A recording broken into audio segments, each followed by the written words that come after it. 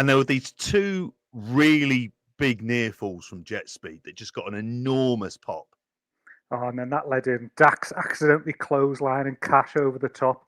Mike Bailey getting the big 2.9999 that the crowd proper bought at the back end of that, but then, just worked into the finish there. You had Dax picking up Mike Bailey, go for the Rick Rude Warrior spot from WrestleMania 5. Stokely grabs the leg and 1, 2, 3, we've got it.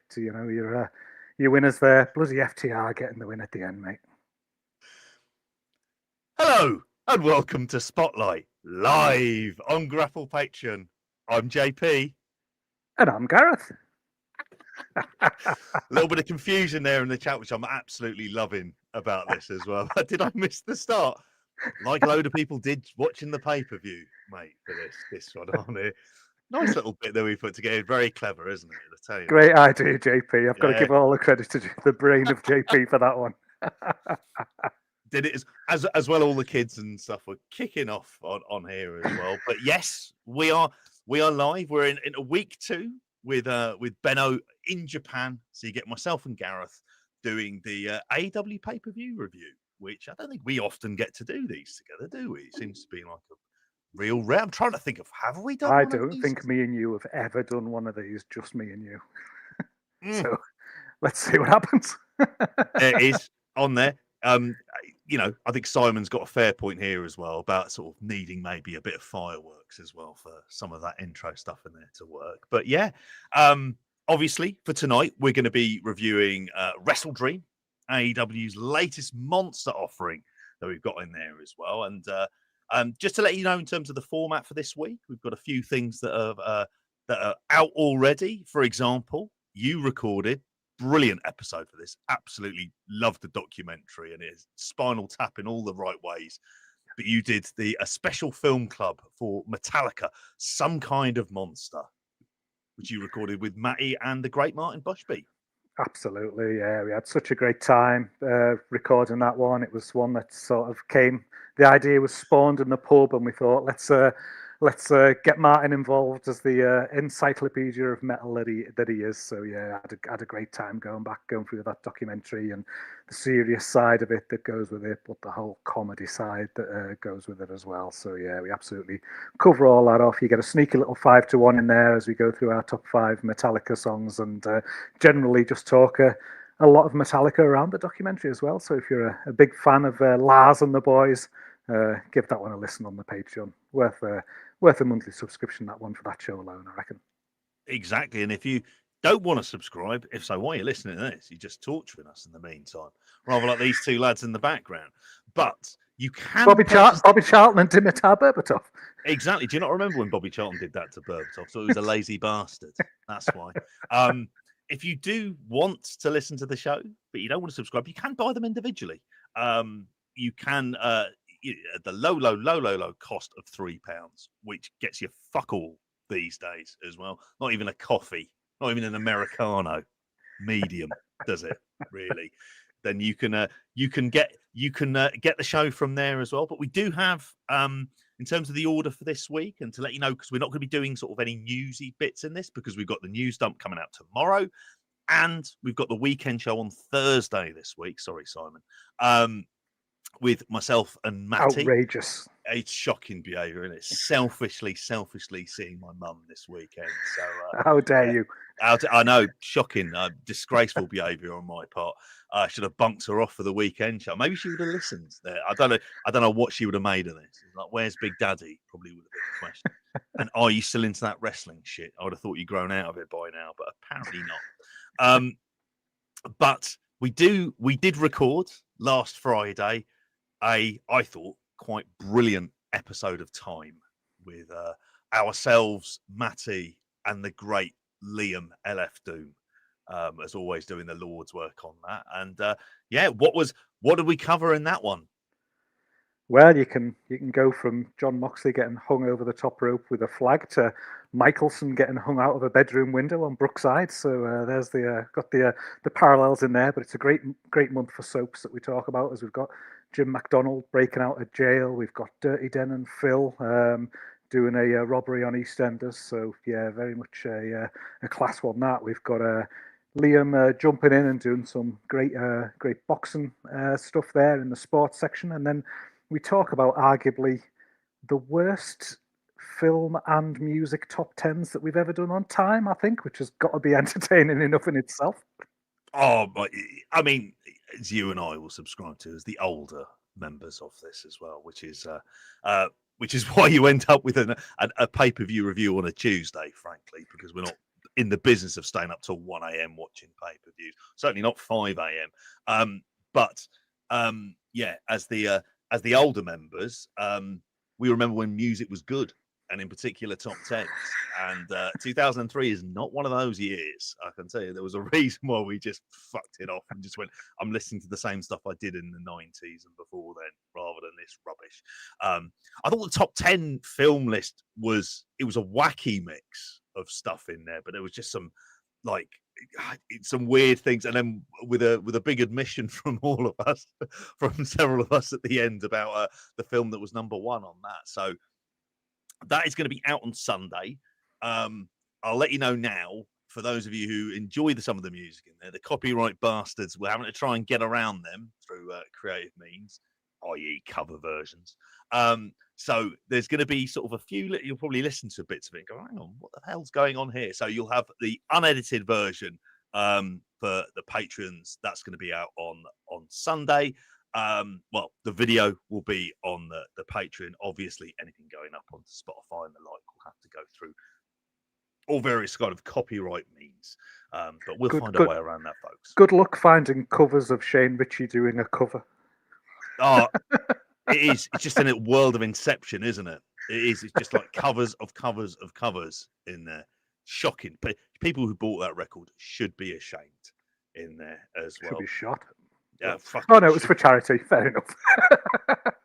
Yeah, children in need, mate. You know my thoughts on this. Regular listeners to time will know my thoughts on this. Not a fan. Not interested in children in need in this life. Comic Relief, I think I liked for the first couple of years, and then started to fuck that off after a while. Absolutely shocking there. But no, tonight you're here though for WrestleDream, for the review for this.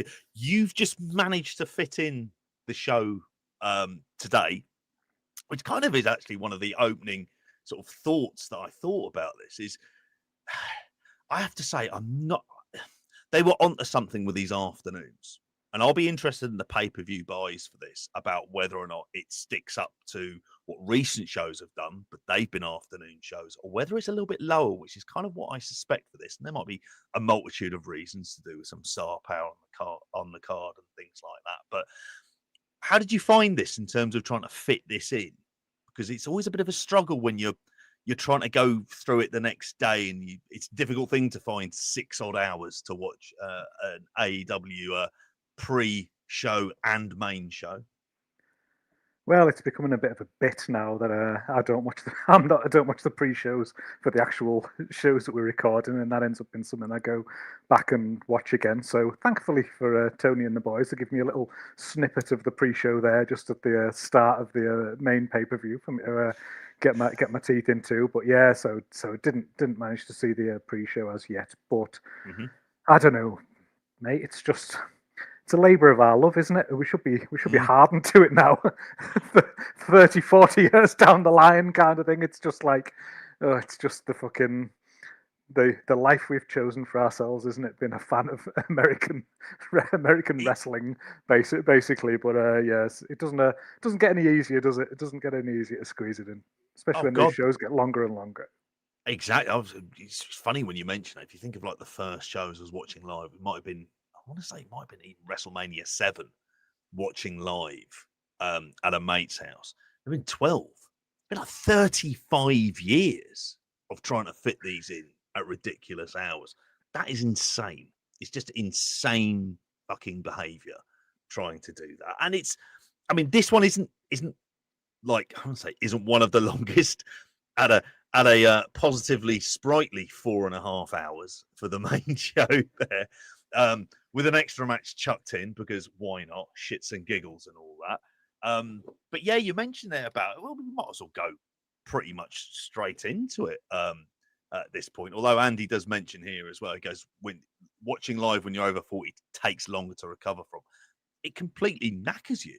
Again, you say it's like a quarter of a day, but you're doing this in the small hours of the night. So, yeah, I was kind of like you. I fitted it in installments for this one of managing to get a couple of them in. But I tell you what, mate, it was a glorious day when I stopped having to sit up and update that app live and put the matches on at the end of each one for every pay per view. That was glorious. Being able to go back to watch it the next day or watch it 2 days later. So I can't fucking cope with that. Like I can't be staying up till 5 o'clock and then getting 2 hours kip and then having to be up doing fucking running the kids to football and stuff like that. So this is the like I say, it's the life we've chosen as wrestling fans. But yeah, I think them live watches are long gone for me till I've won that Euro Millions.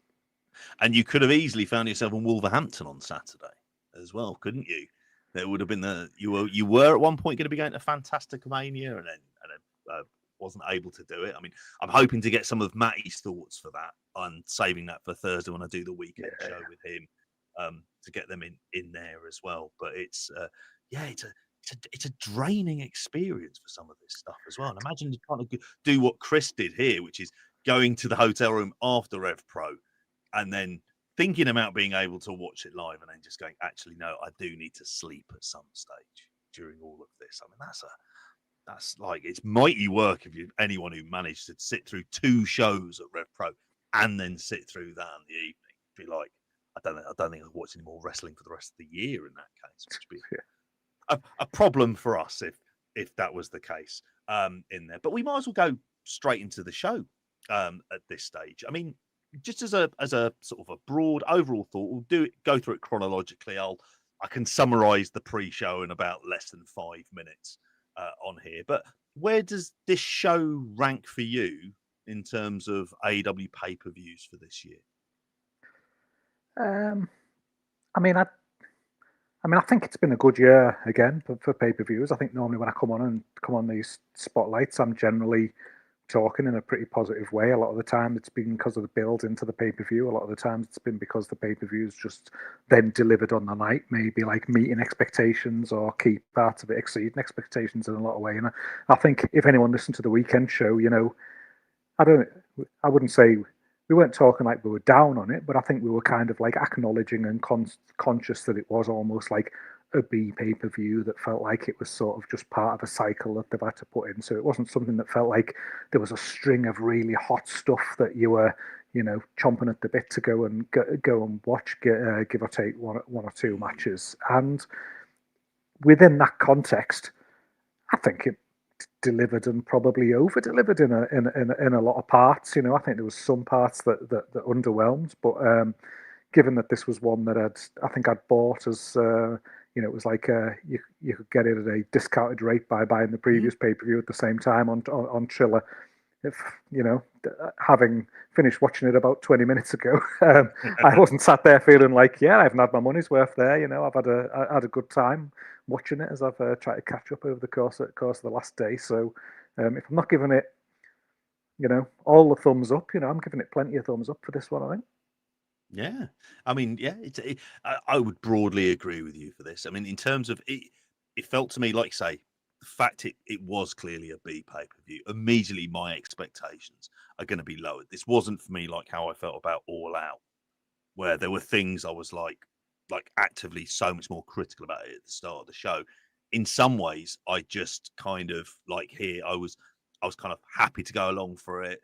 The stuff that wasn't great, and like looking at his matches on the whole, it wasn't so bad. And when you put it up against things like, last week on Spotlight, we covered like 4 big shows, and the amount of dross I saw across those shows, there wasn't anything on this that kind of hit those lows.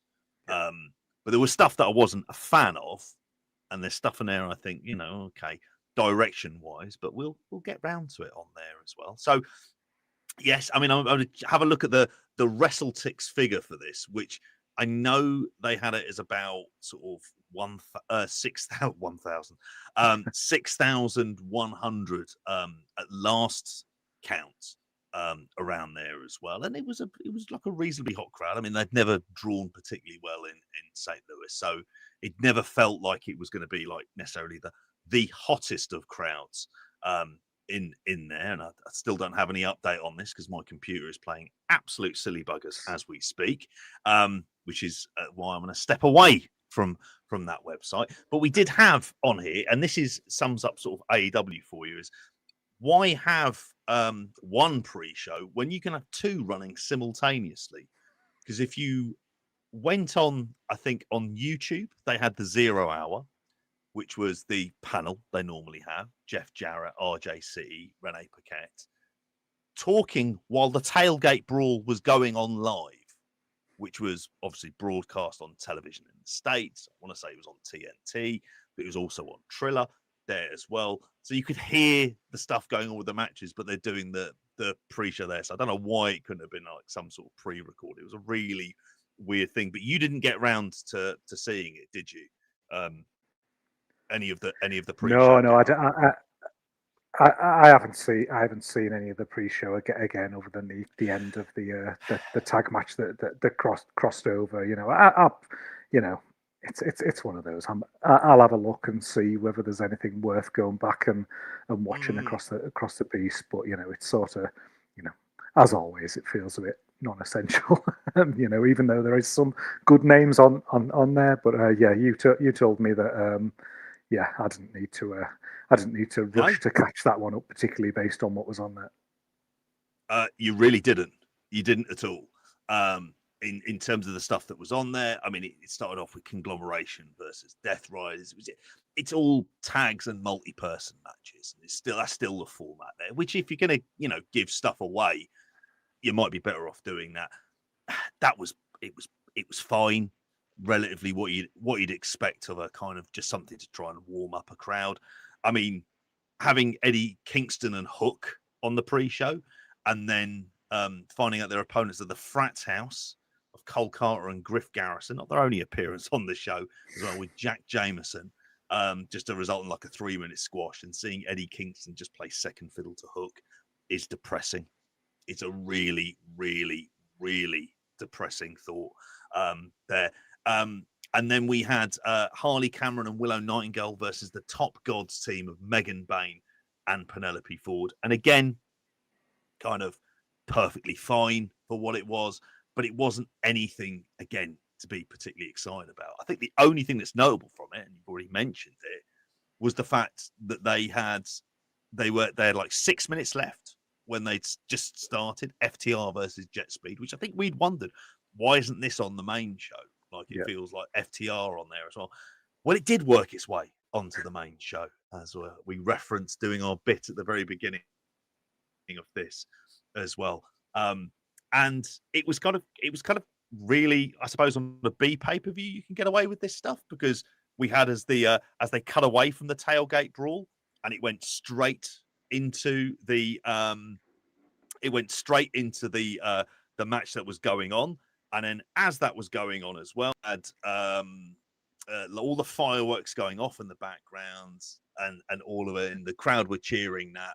And then, like you said, like you referenced, a couple of like kind of really big near falls on this. So you saw about about 5 minutes of this match that was actually on the pay-per-view itself. Yeah. I mean, what thoughts did the crowd felt hot?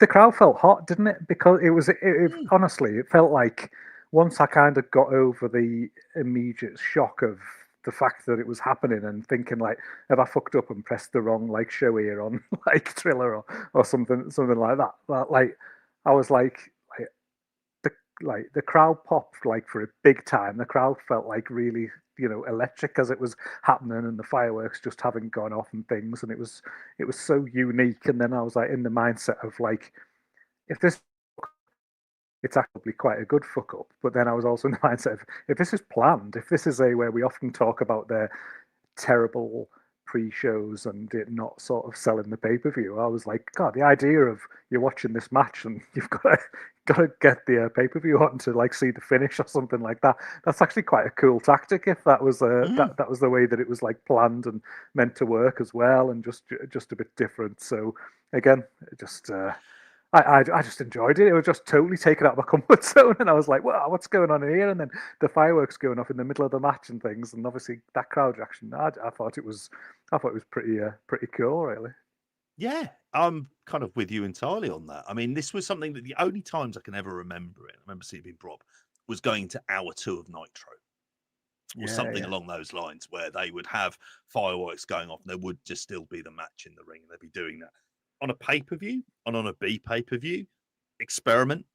There's things you should do to try and experiment, and this is one of those things that you can do. You're just like, well, why not? Like you say, if you want to see what the end of this match is like, and it's the perfect match to do it with, because it is like you've got your very much your high flying spot fest tag team in Jet Speed, against very grounded opponents in FTR. So it kind of works on that way as well. And I enjoyed the match more as a result of it, even if there was like a break very much for a minute. Because what to remember is when it went to the pay-per-view, there wasn't like some big, 3-4 minute long introduction video trying to set up some of the storylines or anything else. It was pretty much straight into the match. And I kind of again, I liked it. It was something different. It was something a bit fresh. You can't do this very often. Like they can't do this for like Full Gear or World's End or anything else. But every once in a while, add in that element of doubt of going, well, this might be actually up on the main show, and it might get people like kind of even a bit more into it and thinking, well, actually, hang on a minute. It just gave the impression, I think, to a watching audience of just like impetus and things sort of moving on at a pace. And that's kind of what you want, particularly when your competition is, how many adverts would we have had in those first 10 minutes? How would a WWE pay-per-view would have started? Things like that, which those sort of things, they drag stuff out. You've got like people walking into the arena, followed then maybe with an advert, then an introduction package.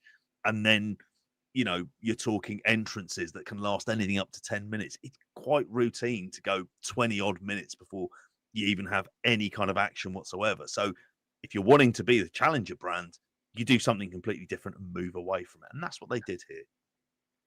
yeah. It just gives that feeling of a bit like that dynamism, that the old anything could happen kind of thing, and it does kind of give you that. And I think anytime you can shake somebody out of the comfort zone when it comes to watching a wrestling show, that's generally a good thing, as long as it's not some just preposterous ridiculousness sort of thing. If it is something like this, it's a bit more feasible, then yeah, fair dues, but good stuff.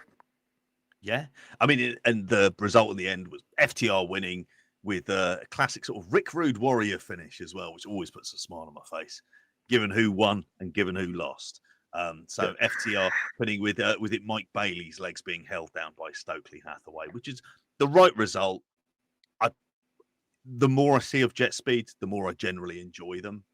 And if FTR aren't going to be wrestling in the title scene, in some ways, you kind of want to see them moved into that sooner rather than later, but there's no Cope and Cage about. I'll always fuck up those names said together. I think something like this works, pretty nicely as well in there. So, yeah, really good stuff, which then sort of, I think it helped in terms of the crowds being more into what might be the first full match of the pay-per-view. Jamie Hayter versus Tekla. We'd seen the build for this over AEW TV, and here I think everyone was barred from ringside, so there was no interference from the Sisters of Sin, as I think Sky Blue and Julia Hart are known as well, or Triangle of Madness. Just make your fucking mind up here, folks. There as well. And Jamie Hayter getting back on track with a win in this one. But how did you find it? Yeah, I mean, I think when we talked about this on the weekend show on Friday, this was one of the ones that I'd, sort of had out there. Really, has been, one of the ones that was, probably a touch more looking forward to. I like the impact that Tekla's had, or you're looking to see Jamie Hayter get back to hopefully, progress towards the levels that she was at pre-injury as well. And in the main for what this match was, I think it mainly delivered for me. I think it was. Kind of as you'd expect with these two, the sort of they didn't hold back at all. It felt like they were really sort of like laying in at points as well, which again, I think that's always something that I think from the AEW's women's division, I sometimes feel like it just feels a bit more real and a bit more raw and a bit more hard hitting at times, and some of the people in there can like make that happen. And just like from a character point of view, I think Tekla's great. Like I really like her. I think her work's really good, but I think that I think the way that she works the crowd. I think she's got great natural charisma. I think she gets people on board and engaged, and I felt like the crowd were reacting to her here as well. They had a really good sort of babyface heel dynamic between them. There were bits that were like a little bit sort of sloppy towards the end. I felt like it sort of like lost its way at a little bit near the end, but all in all, it was a match that I definitely enjoyed. There was some cool spots in there. I liked Jamie Hayter in that Ushigoroshi. I thought that was a cracking spot there. I liked that sort of spider's web double arm headlock that that Tekla applied for me. That the smoothness of the way she put that octopus submission on when Hayter was running the ropes. I thought like that was that was class as well. But I think the only thing that just got me was the result, because when we were talking about predictions for the result, this was one where I was like, well, Jamie Hayter can't win this, can she? Surely, because like about 3-4 weeks ago she beat Julia Hart on Collision, and then like she's beat Sky Blue about a week ago on Dynamite, and now she's beat Tekla. So she's just ploughed through all three members of the Triangle of Madness, and we're supposed to be building towards a blood and guts match. But like, well, who cares? She just beat them all by herself, one by one. Why is there even a feud? kind of anymore really? She's just got win after win after win. So that was the only thing that was a bit disappointing to me. It was sort of it felt like it needed that bit better setup for things going. Just two of Triangle of Madness staring down the ramp, like that does nothing. They're all just losers now, aren't they? Yeah, I mean, I agree, but I haven't got the impression that he will hurt Tekla per se, particularly if there's a way, because they're going to have to extend this with blood and guts. So in some ways, you're going to be using angles in order to do that, in order to kind of bring it, and maybe sort of even just try and bring out a more violent edge for her as well. There does come a point where, because she is different and she is unique, it would be, you do want to see her get a big win. She doesn't feel, just simply because of the way that the Triangle of Madness is set up, she's not going to be in the tag team division. Whereas I think with Jamie Hayter, it's looking like her and maybe Queen Amanita, because that's someone they seem to have like paired her with.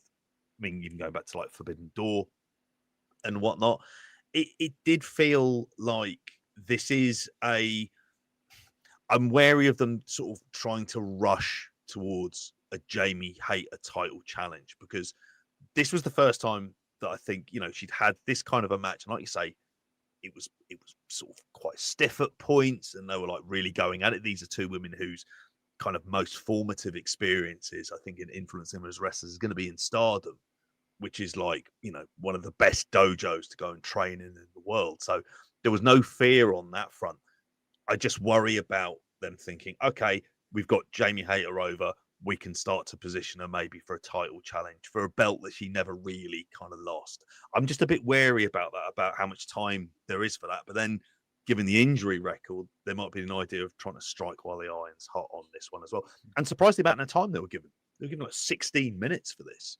And I think it really helped having that hot opening and that opening match of an already warmed up crowd. If this had just been your standard start to a pay-per-view going into this match, my fear would have been that maybe they would have been a bit colder, given some of the stuff they were watching on the tailgate brawl. So it was as good an option to go with, but I think it benefited from having that hot start at the beginning. And does that make Tekla the new Serena Deeb, Gareth? Well, the way she's going, she's up there. She's certainly up there in my favourability there with the work that she's brought to the table. But I mean, she's not even the biggest star of the women's division. So, quite clearly Charlie Fez is with Shadow Kipper all over the camera here. I thought it was She was right there in the front as Tekla's getting chopped in the chest. I'm sure Lou would have approved of that. Some big chops to the breasts. I'm sure just what Lou would have wanted. Yeah, exactly. It's what he died for. God knows what he would have made of an AEW. He wouldn't have liked it whatsoever. That was the weirdest thing in this match, though. It does have to be said. It's something like the idea that they were like kind of fighting to kind of impress someone who I was like Sunday years old before I knew this person had actually existed in any way, shape, or form. And there's been a lot of discourse about the age difference between when she met Luthez. I want to say there was something like 30 odd years difference between them as well. He's dead. She doesn't seem that bothered by it. I'm happy to kind of move on with my life about this. But it was very weird because it's not like she's a former wrestler or anything else. Or maybe she is. We just never fucking knew. But it was so weird. It got the opportunity for Nigel to say, Lou can't do anything about that. Like, oh, Lou can't save you now or something like that. So I was like, yeah, go on, Nigel. She should have taken a bump like Andy says here in the chat. She should have tried to do the spider walk like Tekla does.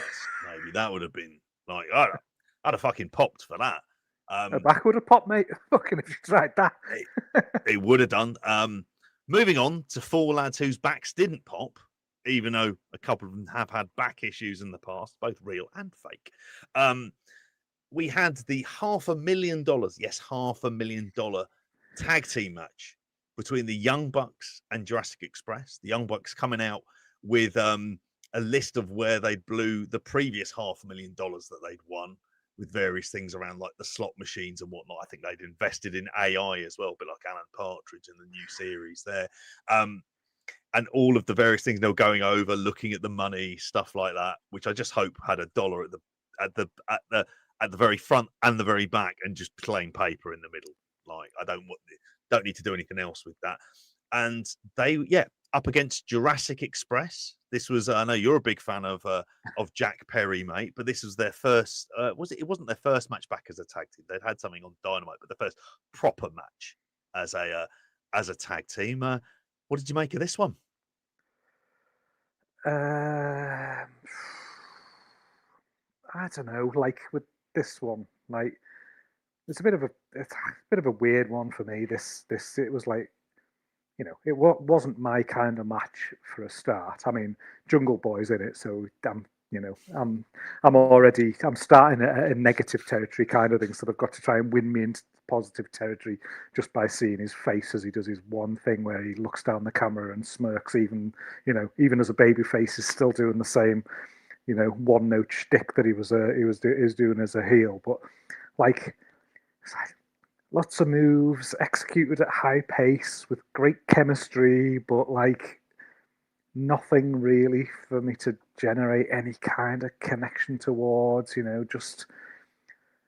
But was it fun? Yeah, it was fun kind of thing, and just like brainless bubble gum. I'll never think about this match ever again in my life after the next 2 hours when we finish recording this show. But like, I don't know, and the things I think as well, with it being Jungle Boy in there as well, just things like there's like the powerbomb on the apron followed by the sort of stomp package pile driver, and like and he's kicking out of it, and you're just like, oh, fuck off, he's about 8 stone, mate, come on, like, just like can't buy him at all, like, there's just no suspension of disbelief when it comes to Jungle Boy. So like, I can see this being as a match. I can just imagine this, because again, me, I go total darkness. So, I spoiler free.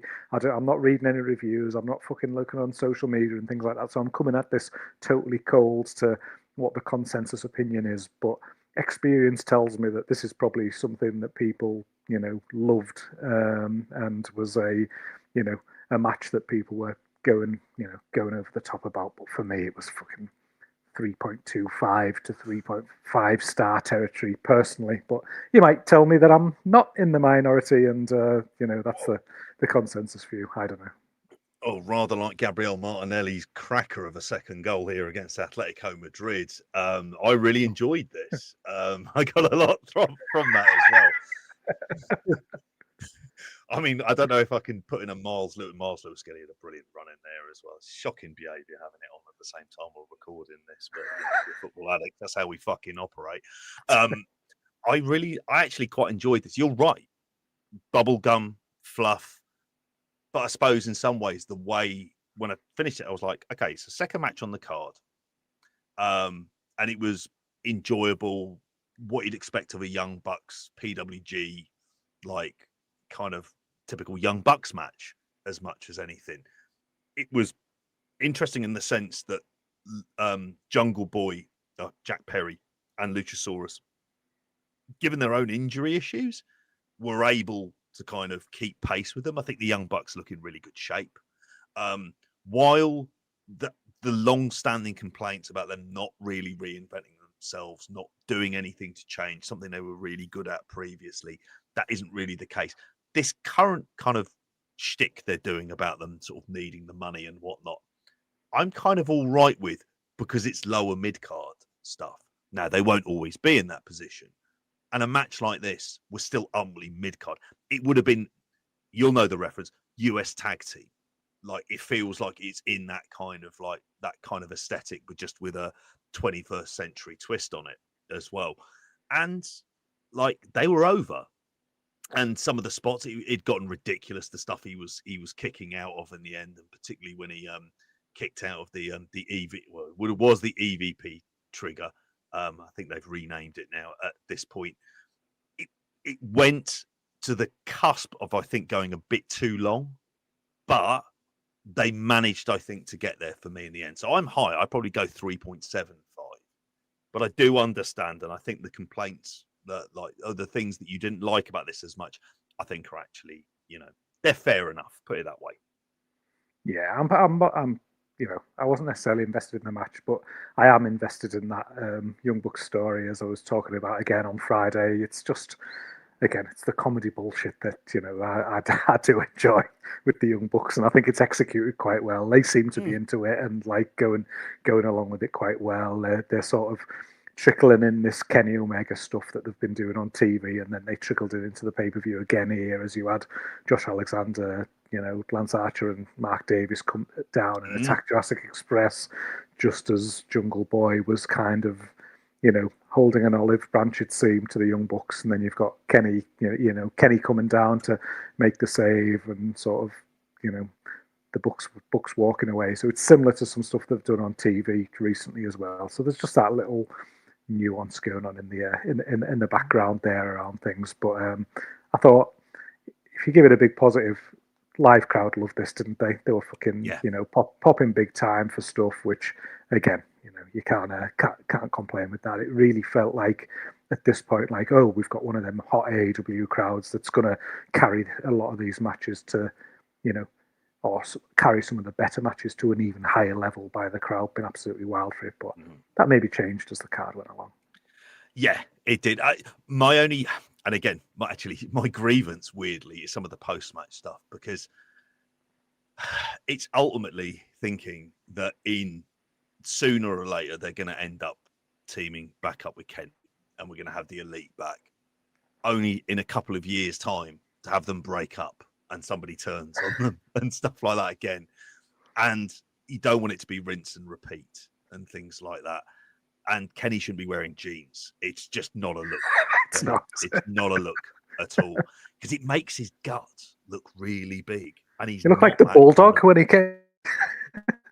Yep, he did. It's a strange look that he has going on there. So yeah, I mean, the rumor is Men's Blood and Guts, and feeling like it's going to be Don Callis family on one side, and then perhaps some kind of combination here, whether the Bucks being involved in that in some way, shape, or form feels like it's going to be a kind of par for the course, really.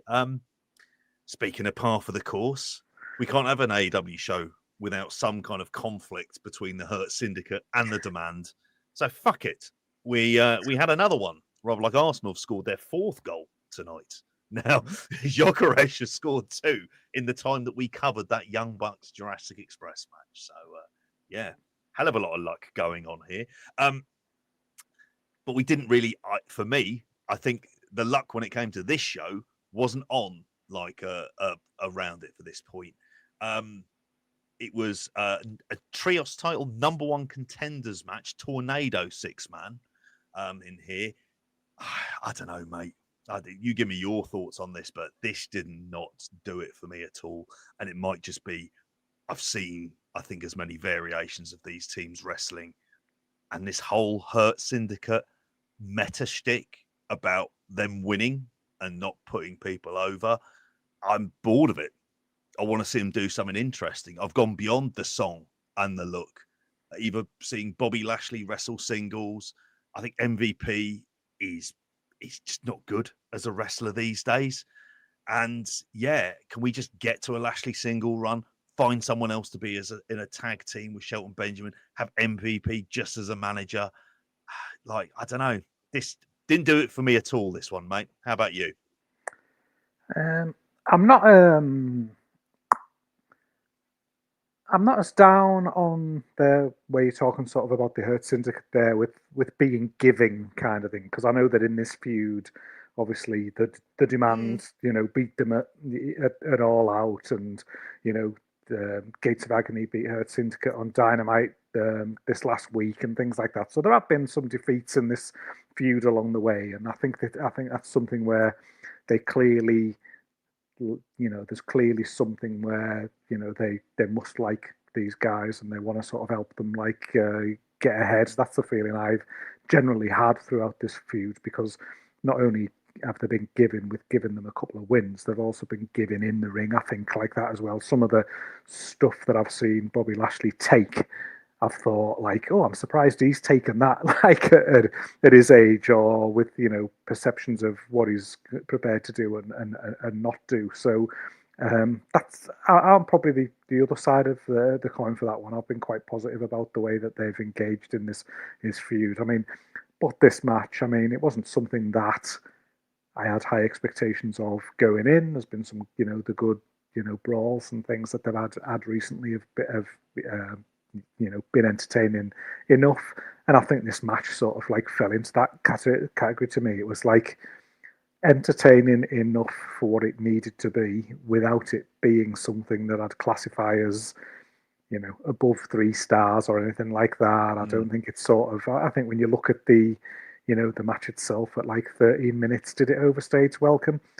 I don't think so. I think it was a reasonable amount of time to give these with this with this level of overness. There was some decent enough sort of spots in here. I thought Shelton Benjamin, looked good again. I think he's been on the quiet. I think he's had a really strong year. I think that year, when he belly to back Ricochet over the top and then hit the dive straight afterwards, that was class. That was probably the best spot of the night from Shelton there. But all in all, I think despite losing, I think Toa Leona and Bishop Khan continued to sort of been elevated a bit. Really, they look more serious, more credible. You've got the Earth Syndicate now been number one contenders to face the Opps for the belts, on the back of this match as well. So it sort of pivots them away from the tag division, obviously where they've had the tag belt run recently, into doing something a bit differently. And obviously, as we'll get into later, there's a bit of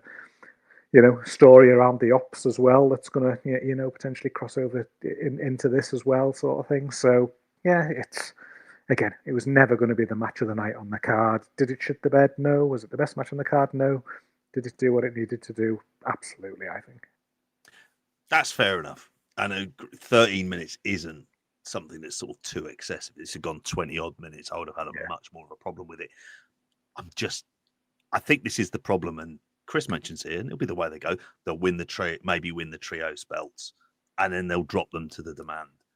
I think there's more, and this might be one of my bigger problems with AEW and some of the stuff that's there, is that there's more interesting things they could be doing with some of the performers there than this. And because there's been a lot of interactions between these teams over the recent weeks and from the last pay-per-view, I kind of was at a point where I just wasn't up for necessarily seeing it again in that kind of repetition. But yeah, Shelton Benjamin, I would agree with you as well. He's put in a shift. I mean, having seen some of the work he's done when he's gone to, say, a New Japan and a Noah and even Global Force, for God's sakes, and you see this man half-arsing it loads of the way, like it is a thing where like you kind of like you're somewhat dismayed. I just always think of Bobby Lashley as well as someone who, you know, he came in and he beat Swerve Strickland, and then they've not gone anywhere close to it. And then the way the MJF story ended, it always just ended, and that was it. Weird. And that was weird. And this is so it's probably more of a bigger issue about where do they fit into this company. They still don't seem like they're like a natural fit anywhere, but you know, maybe we'll see. Maybe it is trios titles, and that's where they need to be. But I don't know if I want to see as much about MVP as an active wrestler at this stage of his career as well. Nah, but as long as he's filling in the gap there, I personally don't want to see Lashley anywhere near like the main event singles or anything like that. So if he can be tied up in this area like this, then that's good enough. And in a world where you've got Jet Speed and you've got FTR and you've got you know, you've got Gates of Agony sort of on up there. You've got the Bucks on the comeback. You know, obviously you've got Brodito with the belts. It feels like the tag division feels a bit more developed and a bit more fresh than it has done in you know quite a few years as well. Yeah. So again, moving them into this territory with the Opps, I feel like that fits. It's natural and it's fine. It gives them a reason to be on TV and a reason to be together, and adds a little something to those belts as well. Probably that me and you have got a whole lot of love for. Oh yeah. Fucking trios belts. But well, speaking of unique matchups, we had the fifth match in this between Kyle Fletcher and Mark Briscoe that we had out there. I mean, the thing about this one is I have to say again, like, while I always thought this would be a good match, and I really enjoy both of the wrestlers, there was still that nagging doubt of there's other things these guys could be doing. I was completely certain that MJF would interfere in some way and cost Mark Briscoe the match. That wasn't what happened there as well. I still though thought this was, and it was on the longer side as well. I mean, I think just like looking at the length for this one here, if my computer can manage to hold up for just a few seconds rather than going to pieces. Yeah, nearly 25 minutes for this one. It still had enough about it that kept me interested. And I think there was, like, in terms of the different ways Mark Briscoe was doing the foggy bows, for example. Froggy bows even in there. And then they were doing the, you know, good finishing stretch with the kicking out of the finishes as well. Cracking low blow in this. I thought that was really, really good in there as well. I'm not mad about the top rope brainbuster. It scares the fucking life out of me. Like, it makes you think something bad could go wrong with it as well, because it looks so gnarly. So it does feel like a kind of like you're finishing the match with something like that in there. But I actually thought this was a good match. Not a great match, though. But your thoughts, Gareth? Yeah, I mean, this is one of those that you thought, like, it felt like can't miss really for me in the build up to this. It's, you know, it's Fletcher going out there in his absolute pomp with an opponent that he's got a lot of chemistry with, who was over with the crowd and things. So it was definitely one that I was looking forward to watching, and I think it delivered. I don't think, you know, when you say that about the 25 minutes, like that flew by then for me, because I had no idea until you said it there that that's the length that this match went. And I think they properly engaged me, and I think the reason they engaged me was because, like, yes, the work was so good, and yeah, in terms of the actual in-ring action, but then I think just that little story that they told, that they just built in there, you know, where, you know, you've got Mark Briscoe trying to go a bit wilder, get it to the outside and things, you know, early on, and Kyle Fletcher just been a bit, you know, evading that and just trying to just be like, no, I'm not stepping into your world. And, you know, I think there was that good setup there. But then once it then got into it and, you know, things started to develop, you had, like, Fletcher himself been the one, like, to, you know, once he'd evaded everything, he was the one turning it the other way, and he was the one getting it a bit more sort of raw with, you know, the big power bomb on the upturned steps as well, which was a good spot leading into him dominating as well. But I just think that there's just elements that they just build into this. I think that sort of, like, resilience of Carl Fletcher that they got in there with some of the big offense that Briscoe ate, as well as not having Briscoe sort of die towards the end. So I think some of the false finishes here, there was some great stuff. So I think there was one where like Briscoe had landed the froggy bow from the top, and that was where Fletcher was perched right across the top rope. So again, that was quite looked quite unique the way that was delivered. Then he followed it up immediately with the one to the outside as Fletcher was on the outside. Then he put him back in the ring and landed the third in the ring, and that felt like that's it kind of thing. And then Fletcher got the really really late like 2.99 kick out there. Crowd popped big time for that. I popped big time for that at home. It was a really really cool spot that I thought. So that was well worked in at the timing that it did. You then had like that spot where Fletcher evaded the J Driller. He landed the half and half, but Briscoe immediately popped up, hit the big clothesline, and then he hit the J Driller at the second attempt there. And that's when you had Fletcher getting his finger on the ropes at 2.99 as well. Brilliant. So again, there was another really good sort of near fall spot that they had there. And then afterwards, you mentioned it there, was where they'd had the sort of the brief shove into the ref, but Fletcher getting the kick in the nuts on that first sheer drop brainbuster, and then Briscoe kicking out at 2.99 then again. So he had in three succession there, three really good false finishes that just got the crowd really up. I think got you sort of biting on each of those as well because of the way that they were timed and the way that they were fit in. I think all three feasibly looked like it was going to be the finish. So again, they kept both lads, looking really strong at that point. And obviously you talk about the top buckle brainbuster for the 1, 2, 3, and Fletcher getting the win. It felt like the right result. You don't want Fletcher losing at this point. I think with the momentum that he's got, I don't think that you want. As much as it would have been credible for Mark Briscoe to pick up the win and pick up the belt at this point, it was something that.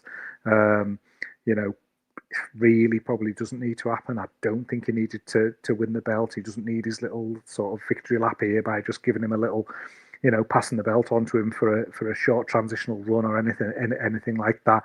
They kept him strong for where he wants to be. So all in all, it just felt like a good all round bit of business for me. I'd go in at like 4 stars or something like that. So as you say, JP, it's not like it wasn't like top draw stuff, but I think what it was really fucking good and definitely one of the best matches on the show and what it needed to be. And I think what they have done is, and I'll use the word when, because when Carl Fletcher is the world champion, Mark Briscoe is going to make a great challenger of the month for him, or a challenger for the world title on a B pay-per-view, and they can call back to this feud that they've had, and he'll be somebody that has proven that he can credibly get to the crowd to buy into the idea of him getting the win, even when people know that he's probably not going to get the win as well, really. So it's quality dynamic they've got there to take forward.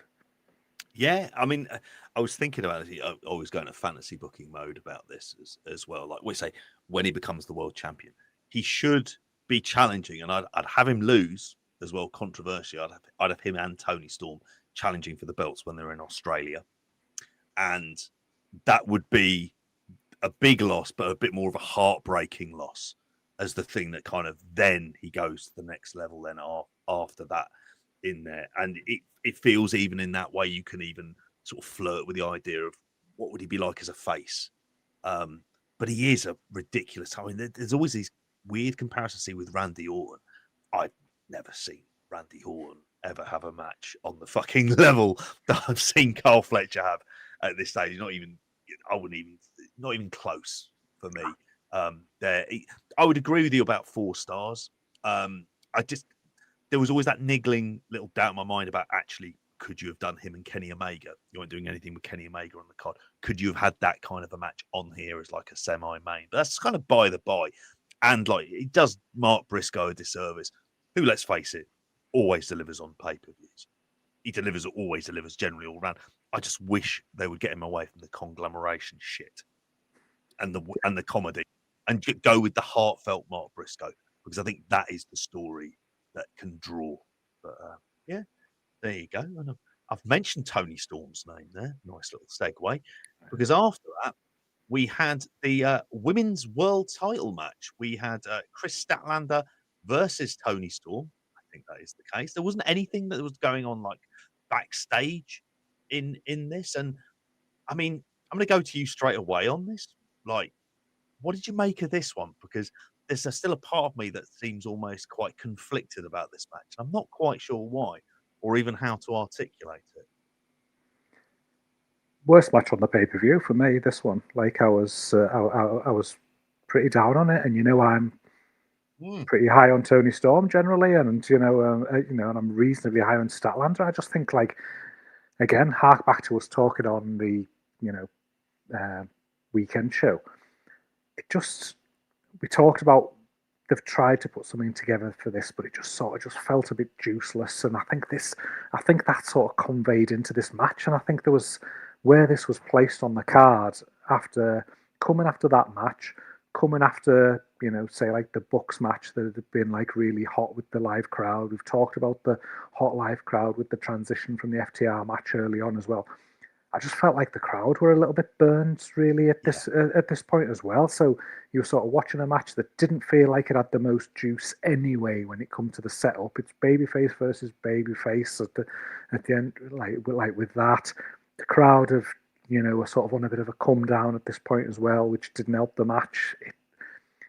I don't know. It just didn't click with me. It didn't feel like there was anything there for me to sort of really, I don't know, really think about, and it sort of underwhelmed a little bit. Like, just my expectations now, if we used to sort of say about 3-star Tony Storm, my expectations are higher now when it comes to Tony Storm because of the stories that have been told in some of the matches. But again, this just didn't feel like it had much from that. I mean, the work was good enough, kind of thing, from what they did in ring. Looking at it cold, but there was just nothing there to hook me. And I'd be going like 275 for this or something. I was pretty, really low on this, and I can't remember the last time I probably would have given a rating that low on an AEW pay-per-view. See, that's it. I was 3 stars on this, and the reason I was conflicted for this is, like I say, it's not that the work was particularly bad. I just wasn't engaged. I think I was at this point where I was just feeling knackered from all of the stuff I'd seen before then as well. And each of the matches in this, I mean, everything goes over at least 10 minutes, but there's stuff on here that is, reasonably long matches. And maybe I get why you would go with Chris Statlander, but it feels like we're going into mega push territory, particularly given the stuff on the post-match and in the post-match of the match that happens after this as well. You kind of, it doesn't feel organic.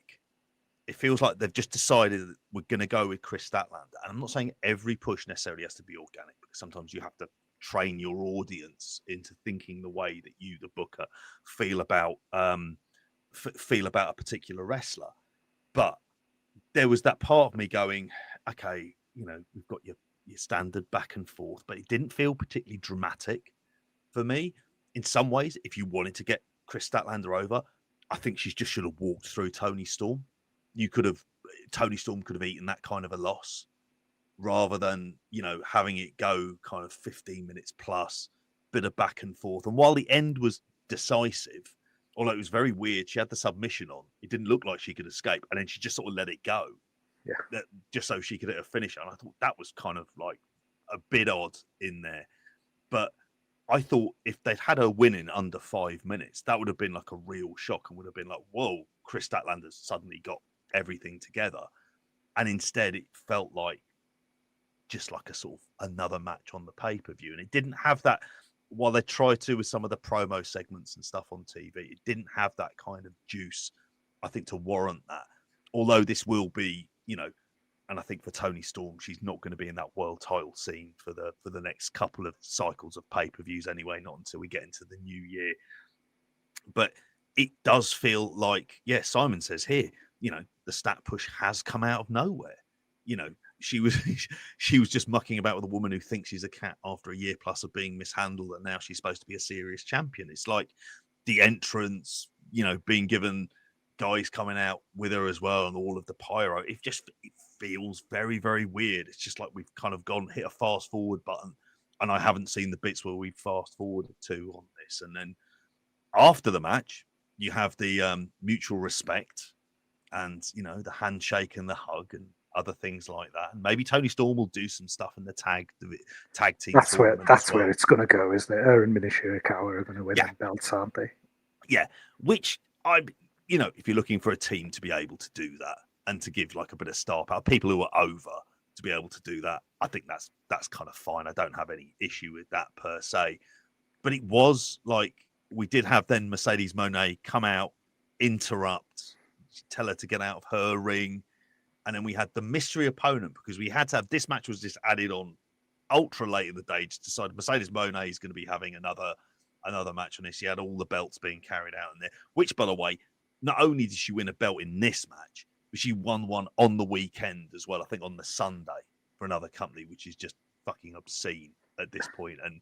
And unless we're going to have a long protracted, she kind of loses it for a bit and then finds herself losing each of these titles, and it kind of really grates her, and they do something with that. There's still a part of me going like, okay, I think we got the point. You beat Ultimo Dragon's record. It's not really going to happen to anyone else. I think we can move on from that stuff. But it did. It was like, who is her opponent going to be? And it was the Ring of Honor Women's Champion, Mina Shirakawa, who came out, and the interim TV interim TV, that prestigious belt. Yeah, and it's the TV part that is the big deal on this as well for a company that doesn't have TV. So it's a belt that doesn't need to exist. I mean, she could just win the pure championship as well while she's there. And it did make you think, okay, are they going to do something where they end up having like the what was I going to say, like unifications and stuff like that? It did make me kind of think, you just amalgamate that belt into all of the other ones that she has in here. As Andy says here in the chat, stock of Brasso going up in the Mortis Monet household. It very much is. Spend all evening cleaning those belts. Fucking Hoover, no floor will be hoovered in their flat. But I thought this whole thing with Chris Statlander and even this match, this for me is something you should have had on Dynamite. It should have been like a show long storyline. They did. Chris Statlander maybe comes out, says a few words for managing to retain the title. Mercedes Moné comes out, open challenge, Mina Shirakawa. You have this stuff on here. And I probably resented the fact that a match that wasn't originally going to be on this show was thrown on at the last minute, was going to take up an extra half an hour. And it's probably that internal resentment I have of like, did you need to have that? You didn't need to necessarily have her on the show for this. What helped is that Mina Shirakawa is over. I think that was the thing. And again, I didn't think it was like a bad match per se, but I thought it was completely unnecessary. But what say you, Gareth?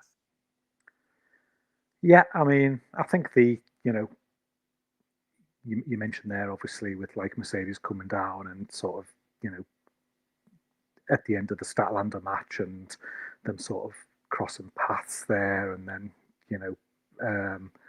I thought it was a bit, I don't know, I thought it was a bit weird that like there was that where sort of like Mercedes congratulated Statlander and then told her to get the hell out of the ring, and Statlander just complied and just got out of the ring and walked to the back. And I know that would feed into what happened later, but I was just a bit like, you what? So you're the world champion, and this other person just comes and just gives you some shit and tells you to fuck off out of the ring, and then you just do it, kind of thing. I was like, there's a baby face I can get behind, like if ever should, and it just sort of feeds the thought that it was like having for me at that point is where we talk about the Statlander just to put an end to the match that we just talked about.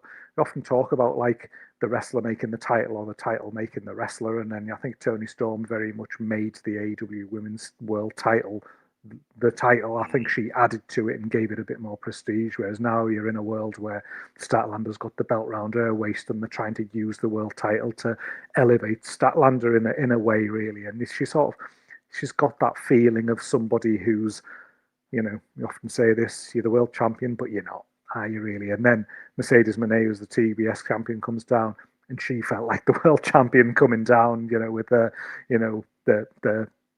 sort of charisma and the run she's been on and things like that as well. So I think that didn't help Statlander either, really. I don't think that crossover at this point.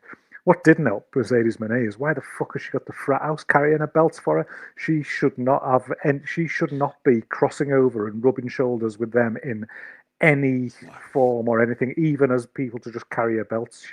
She should not be seen on screen next to those jobbers. Like, it's just a total total like misplacement of having them together. So hopefully that's the only time that we see that. But the match itself, it was like, again, me just coming into it, watching it, watching it live. That been something. Oh, that's the next match. Like, oh, okay, kind of thing. Like, let's see if this elevates stuff from the women's match that we've just had. It's good that we've got a third women's match on the card here on the main pay-per-view as well. Yeah, really notable. Was a positive. That was a definite shift there. And I've got to be honest, I enjoyed this match a damn sight more than I enjoyed the match that came before it. I think that the way that you said there about Mina Shirakawa being over, that definitely helps, kind of thing, because I felt like they immediately kicked the crowd out of the slump that they had in the previous match there. And I think that the way that they structured the match, so Shirakawa immediately going with that dragon screw and going for the figure four, and then baiting Mercedes Moné and cradling her for a quick near fall and things like that. Immediately they had the crowd kind of off the feet. It wasn't some slow build up with a lock up and telling a slow story or something like that. It almost felt like we had action from the off there. So again, I think that helped to just sort of get the crowd up. I've been very mixed on Mina Shirakawa, but I thought she was great in this match. Like, again, she engaged the crowd so well, but like, I just loved some of the work here. It's when she, I'm always a sucker for a fucking Texas cloverleaf, and then when she was like applying that, but then she turned it into that sort of twist where she like torqued the knee. I thought that looked absolutely, fucking great. I thought that sling blade from the top where she got the near fall, that was another like real like positive thing that fed into it there. I thought that came across there really well, and I just think that structure with the quick start immediately got me invested. Shirakawa going after the knee, so like Moné was like visibly like limping earlier on in the match as well. I just think they told a better in-ring wrestling story start to end than the match that just happened. And then also Mercedes having to cheat to win and trying to cheat a couple of times with the poke in the eye, and then eventually putting like the foot on the ropes to get the win as well. It sort of kept Shirakawa strong as well in the way that happened, really. So I just thought it was just a good all round bit of business for what it was. This, so again, not going ridiculously over the top with it. It's 3.25 star territory for me. This, but yeah, I had a great time watching this, and so for me at the end of it, I was like, I'm glad that was on the card, because I came away from it feeling sort of favourably about both wrestlers, if not necessarily the wrestlers in the post thing, where Statlander came down, and I just this is where she got her revenge from walking out of the ring previously, and it's sort of, I was like, okay, that makes sense kind of a bit now. It might have been better for her to attack her before the Shirakawa match and put her in a bit more jeopardy, because she'd been a gobshite to her. That could have worked even more in the favour. But yeah, obviously setting up that one, really. So we're going to have Moné taking another belt, or Statlander picking another 11 as they try and try and get her over. That would be a twist. She's wrestling for all 13 belts or something that she holds now at this stage, which would be absolutely insane. How do you feel about that as a program to go to? Because that feels like, again, you're talking about said about mega push for Chris Statlander going over Tony Storm clean and decisively, to then lead into a feud with Mercedes Moné, where you're thinking logically, well, she's the new champion. You're still trying to establish her. She's going to end up winning, and that's going to be a thing, that this is the one belt that Mercedes Moné can't win. That appears to be the sort of direction of travel on that. How do you feel about that? I'd put Moné over. I'd treat this as a Statlander transitional champ kind of, token. Like I've seen nothing so far that suggests to me that she warrants beating Monet for the world belt, and unless there's significantly more build that they can put behind it to elevate it to that level. Don't think the fans are buying into her as a world champion, necessarily. And again, you don't want to just keep pushing till they do. Whereas I think Monet's had a great 12 months, and she's her character's stronger. She feels more comfortable in her own body in terms of the way she's presenting that character. She's even, I was going to say improved on that. She's slightly improved on the mic as well compared to where she's been. She's never going to be great, but she doesn't grate as much as she used to from that point of view either. So to me, it should just be Monet gets this. To me, Monet should get the world belt here, and then the TBS just gets put up, in a good old Tony Khan tournament that Willow or somebody can take there and move that into a different direction as well, just to freshen stuff up. But we will let it play out, won't we, JP? Yeah, I wish I had your optimism on that one, mate. I just see a scenario where Chris Statland's going to go over, and they're going to be determined to go through this hook or by crook, and it's going to require a few things to improvement, and that's around characters and promos and being able to kind of sell that level of believability. We've seen it happen. I wouldn't have guessed Tony Storm being massively over as being a thing that would happen in AEW. So maybe it could happen, Stat, but there's a lot of things that they're trying to push in a direction, and there's always that rebellion from fans when they feel like that's happening. And AEW being a smarter fan base than most, smarter than the WWE fan base, like that's the kind of thing that can end up really rankling with people if they feel like they're getting too much too soon. And yeah, I'd always be a bit wary on that one, but we'll just have to wait and see. As Andy says as well, next time I say, man, I'm gonna just bring out a shopping trolley, just doing that, some Tesco bags for life, obviously, not like the Plazzy bags. Like you'd need some heavy duty ones in there. Probably need a big Sports Direct bag, if anything, or an IKEA one in order to fit them all into there. But after this, we really did get into what is, I suppose, what felt like the really big substantial parts of this pay-per-view. I'm going to go to you straight away on this one because we had a match for the AEW World Tag Team titles between Bandido and Brody King. Bandido, they're Ring of Honor World Champion, by the way, but that just appears to be a side thing. Just another belt for him to carry at this point. Up against the Don Callis family team of Kazuchika Okada, the unified champion, and Konosuke Takeshita, the new IWGP World Heavyweight Champion. What say you on this one? This was my match of the night. I really, really enjoyed this. I just thought this stood out, and it was interesting because, like, you draw the parallel with the Bucks Jurassic Express match a bit earlier on, where that was another high octane, plenty of moves being hit and things like that that you had with this, but this just felt like it just worked better for me in terms of the chemistry between the four guys in there, in terms of the, naturally in a match like this, there's only so much story you can kind of build in. But, I think in the early stages of it, it was something where they put a decent structure in with the ring getting cut off and things like that, a bit more traditional tag team structure there. But it just felt like it just felt like a level above for me, this one. I think they achieved a lot as well, obviously, with like the advancement of Okada and Takeshita on that storyline. Again, that's something we talked about on Weekend Show, was just the way that the seeds have been sort of sprinkled in that one along the way, and it's now really, really in that territory of I just cannot wait for Takeshita and Okada to go at it, and this just sort of added to that.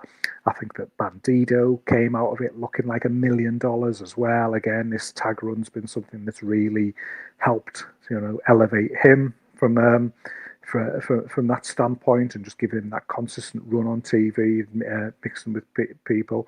I think Brody King, again, just constantly just sort of proves his worth when he's put in these big positions as well. And it's just something that, all combined, I think that chemistry, the layout, the work, it just really just fit. And I think, there was so much about it that just worked on on a lot of different levels here, and I think from the point of view of the actual work itself, there's just some spots in this match that just looked absolutely great. So there was the one where like Takeshita sort of packaged pile drived or packaged.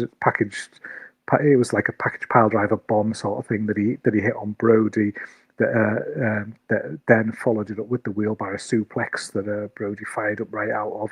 You then had to say, pretty much immediately you had Bandito coming off the top with that high cross body, and Okada drop kicking him with the most beautiful timing under the sun. So just some real good, real good bits like that were built into the match. I loved the spot where Okada was he's done his middle finger rainmaker spot as he stood over Bandito, and then you had Takeshita, hitting the senton on Bandito, and Okada just continuing to hold his middle finger at Takeshita grabbing it, but then you had Bandito breaking up that bit of a dissension at that time, like quite early in the match there. So again, that was something that they just fit in and timed to perfection there with that one, and then right into the finish. I thought that was good stuff. The accidental rainmaker on Takeshita again gives a bit more juice. Gives a bit more juice to go into that. The Bandito's timing again was absolutely second to none. But then I loved the reaction from Okada when, like, after it's been hit, and it's not like your classic "oh no" kind of thing. There was just that sort of slightly, smug laughter about Okada at the point there. I think that the finish that they give Bandito with him, first not been able to, he went for the 21 plex, but he couldn't lift him because of the shoulder. He got fired up by Brody, and then he then hit it one arm 21 plex, and getting the fucking 1, 2, 3 pin on Okada. What a big weight that you've just put behind Bandito there. Talk about giving somebody a match that makes them look $1 million, but then giving them a win that really feels like it meant something as well. Like Bandito's, what a run he's had this year, and fully deserving this almost like accolade that they've given by putting him over here. Yeah, I'd have to agree. My match tonight as well. Like, I thought this was absolutely brilliant, and just a mastery of pacing. Again, nearly 28 minutes for this, and this absolutely flew by for me. 28 minutes of just between 4 guys who are really good. And I think there's a load of flowers to throw all around there. You mentioned about Okada. This is dare I say it, this is the best and most I've enjoyed Okada and AEW is this feud. This feels like a feud where he's like, get my teeth into this. This feels like it's much more substantial. And just the relatively slow build for it and the direction where you go here, it kind of in some ways, it depends do they do this at the Dome, which is an incredibly controversial move, if nothing else, particularly if Tanahashi is going to be taking on Shinsuke Nakamura. If, various rumors and scuttlebutt and there's things that's been said, no, it's never going to happen. But then do you do this? Do you throw this out there if you're looking to do this in front of a massive crowd in the Dome? And what will the reactions to that kind of be? I love Brody, though. Like, I can't think of another tag team that I've enjoyed more this year. I've got some soft spot for the Knockout Brothers in New Japan, but they've had like all of 2 matches, so I'm not exactly going to go tag team of the year. Whereas Brodido, as another makeshift tag team, I found myself really enjoying them to the point where during this match I thought, God, it'd be nice in the Continental Classic if these 2 are in there as singles and they end up coming up against each other, probably while they're still tag champions, whether it be in the semis or whether it be in the final, which I'd be perfectly fine with. I'd be like, if you want to say the purpose of this tag team is to make these 2 guys feel like they should be wrestling against the likes of Okada and Takeshita, they've absolutely proven it to me. Bandito is a star. He's avoided injury. He's injured on the shoulder, but he's managed to avoid those sort of serious injuries that have taken him out for a long period of time. And fuck me, when he can go, he can go. And his selling of the shoulder kind of like made so much of the match. And like doing that one-armed 21 plex at the end of it all, where, as Brody King says, he just like go and do it as he dives out onto Takeshita to take him out of it. Brilliant there as well. I don't know if for video viewers, I appear to have disappeared at this point in there. I don't know if am I there, Gareth? Can you see me on camera at the minute? I can't see you, but I can hear you. So that's the that's the main okay. thing in the first instance. But I mean, I just echo your thoughts about Brodido there when it comes to as at first when it was just like, oh, they've just thrown these two lads together as a tag team. It just doesn't feel like, why are these two a tag team? They don't feel like they've got any connection. They don't feel like they've, they're natural tag team partners that you'd potentially have like paired up. This certainly wouldn't have been something that you thought of putting together there. But when you look at them now, like, I can't imagine them not being together. They've got they've done the right thing. They got the gear that matches up and things like that. So they've sort of eliminated that strange dynamic of Brody King still looking like he's with Tommy Bellend and Bandido obviously looking like a luchador. So they've sort of smoothed things in the middle there. They've got a lot of good, innovative and unique double team stuff that they've got going on as well there, where they've got things like where they'll hit like the pile driver and drop kick to the head at the same time, and there's just some good little things there that just feel like it's working well. So again, real good job on this one, because they just weren't a team that I wanted to see at all be together, and yet a couple of months down the line it's worked to improve the tag belts, improve Bandido, and improve Brody King further too as well really. So something that seemed thrown together has just worked perfectly.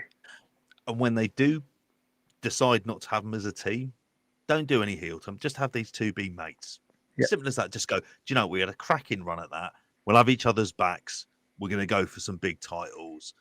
That's these just guys who, like say, they mesh so well together. Just that perfect combination of like your big powerhouse base and like Bandido, whose just agility is absolutely ridiculous. And again, we always say about that white whale of chasing after the which Hispanic star is going to cross over a la Rey Mysterio. And again, I've said it about Dominic Mysterio in WWE, it's Bandido here. Not El Clon. Who? El Clon. Who is he cloning? A bloke who's out for a year. Like, so he's just El Bloke, really, isn't he, at this stage? But yeah, even the point with Don Callis when he was on commentary, and don't get me wrong, there's a lot of him on these shows, but he's kind of cracking on commentary. And there's a point where he was convinced they were going to win, and he just took off the headset already, like in preparation, like little things like that. I thought this was brilliant. If I'm going star rating wise, I'd go 4.5. Exactly what I went. Up there, absolutely up there as well. Which then led into the world title match: Hangman Adam Page versus Samoa Joe. I know Matty didn't have much thoughts about this in terms of Joe being the next challenger here. I suppose the post-match stuff kind of signals this isn't something that's going to be ending anytime soon, or although it's still muddying up what the actual direction's going to be, or whether it's one of the other guys, in particular, looking at you, Powerhouse Hobbs, is he going to be challenging for the world title? But yeah, they had their world title match, and I don't know. Again, kind of another match where I'm somewhat conflicted on this. What did you make of it? I mean, it's hard not to talk about this without talking about the angle at the end. In a way, because, from the Opps, and because in isolation, when I watched this match, I was like, that was better than I expected. For the star rating out straight away of like 3.75 for me. Like, I felt like, for this to be almost like contender of the month, the pay-per-view, world title defense. Yeah, Hangman goes in there, has a good competitive match with a former world champion who's a recent former world champion. Good opponent for him to, beat and, clearly beat and get a W against his name again, just as, he builds up a title run of, beating credible contenders and things along the way. Did anybody in the world expect Joe to win? Absolutely not. But he still is presented as a credible threat, and should be again because of his his own recent world title run. And again, I thought that a lot of the work in this match was good. I don't think it overstayed its welcome time wise. It sort of felt like about as long as it should have been for a match between Hangman and Samoa Joe at this stage. So I felt largely positive about it really at that point. I liked the finish with the 3 buckshots needing to be hit to put Joe away, sort of thing. Again, it sort of like kept Joe as that credible monster. And then when the Opps came down at the end and Hangman and Joe shook hands and Joe lifted his hand, lifted Hangman's hand up, and like earlier on there'd been touches towards it where like there'd been clean breaks from Joe and things. So again, you sort of feeling, yeah, there you go. He's still a baby face kind of thing. They're not leaning into this heel side. It's more this story of I want the belt and I've got to prove, you've got to beat me to prove you're the world champion and things. So there's that layer to it as well. It all felt to just fit perfectly to that point. But then when the Opps attacked him and Joe twats Hangman with the belt and gives him the muscle bust, I was just like, where's this come from and why is like the most important thing for me. I was like, well, this just does not feel, this feels more jarring to me than actually putting him in the title match in the first place. The stuff that come afterwards just felt like, no, this doesn't feel right. This doesn't feel like the direction Hangman Page should be going in right now. I thought there was going to be moving on to something else that was a bit more of a credible, longer world title feud. And like you say, Powerhouse Hobbs, like, yeah, it's great. I'd love to see him elevated and things like that, but this ain't the way to do it if it's pushing him into this. Like right now, it needs to be something where you get that separate like momentum that comes to it, and Joe's clearly the leader of that group anyway, really. So I don't know, it just doesn't feel, it just didn't feel right at all, this, and it sort of just left a little sour taste in my mouth, having felt like, oh yeah, that was a cracking little match. Yeah, about the match itself, like I'm broadly in agreement with you. Like it was fine. It was good for what it was. Joe is more limited these days. Even if I think he needs to perhaps maneuver big matches with him of being sub 10 minutes, monster spamming big moves matches, which they kind of did a bit of that towards the end. I think that might be something just for his own longevity to be able to do. Like you can get that kind of cracking 10 minutes out of him, but anything then beyond that, he's like, you could just play that story off. He doesn't have the stamina. And he did a little bit of that in the build up to it. I thought there was another brilliant, it was a night of great 2.99s, but a cracking 2.99 from the Deadeye. That he delivered in there as well. I thought that was a cracking switch. Like I say, you mentioned about the 3 buckshots. I was kind of like fine with that. It's kind of very much like, Roman Reigns hitting a Superman punch on Brock Lesnar and not being able to knock him down. It had that kind of vibe to it as well. But I was very confused by the turn for this because it was like another heel stable, and this, how is like, it's like, is that really what you need? I mean, like I can't quite understand it. If you are going to go to Powerhouse Hobbs, as you say, he's not set up as being the guy. You can't see a world where you can convincingly tell a story that Samoa Joe just stands aside so Powerhouse Hobbs can have his shot, and it won't be Katsuyori Shibata. So, but it just felt like really odd, and again, it felt like something you could be doing on Dynamite if you are insisting on doing it.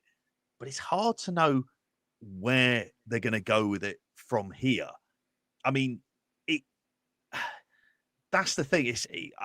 I won't lie. I'm kind of want to see what the follow up is, but I'm also a bit hesitant about what direction they are going to be going in here with this, because I just think this is stuff like, my fear is that this group will be assimilated into a revamped Death Riders.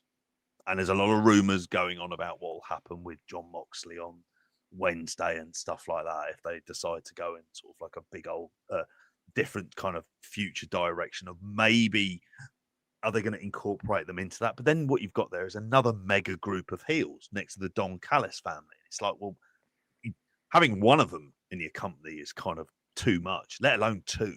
That just feels acceptable. Look at Christ, they've got one in New Japan, and it's just like that's where all the heels are, and it's bloody awful. I mean, yeah, it's just sort of really it took things in a storyline direction that just didn't need it for this. And I don't think you needed to have a hug or anything else like that afterwards. You could have had Joe just pissed off and leaving the ring. And he leaves with the Opps, and Hangman celebrates. And then you might do, if you want to do it, some kind of follow-up. Even a couple of months down the line, you get away with it going, I haven't forgotten about the fact that you beat me and I didn't win the title, and now I'm just sort of filled with a sort of quiet rage. But no, it's not the direction they're going in. So almost like a turn for the sake of having a turn, of having some sort of storyline development.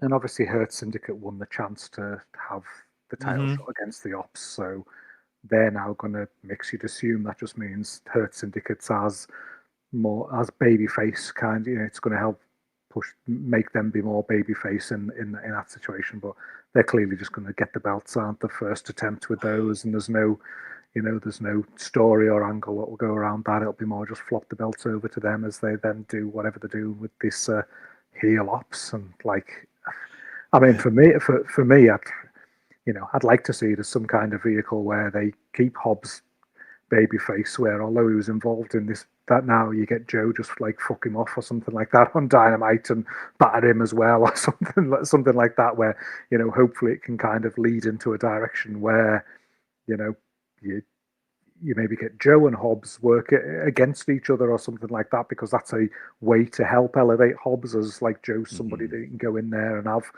two big men matches, and Hobbs can come out of here on the right side of things at the end and elevate on the back of it. But there's no indication that that's the way that it's going, but that's the way that it should go for me. And you could kind of almost see the advantages of that, but just very confused at that point. Yeah, I mean, Ewan's here mentioning it'd be the fourth attempt to get Powerhouse Hobbs some sort of big old push in there. Maybe it's not going to happen in there as well. Surprisingly, not as tall as I thought he'd be as well when we met him. Yeah. Forbidden Door. He was like, don't get me wrong, and the man's a fucking unit. He's absolutely gigantic, and get the trios belts off him as well. I don't care enough about the trios belts really for that to be the case. But we had that, and that takes us then on to our main event. Look at us time-wise, eh? This is unprecedented by Grapple Spotlight standards. We're into the main event, just an hour and a half gone.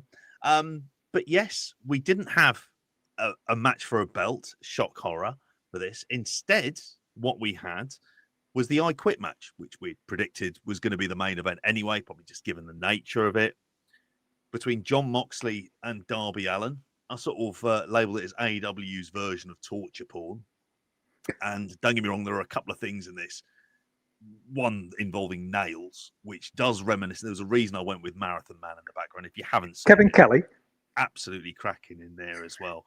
Who behind him it does actually, doesn't it, Jon Moxley? That's quite frightening. That instead, rather than teeth, we had nails. For what was one of the more gnarly spots that we had there, we had sort of,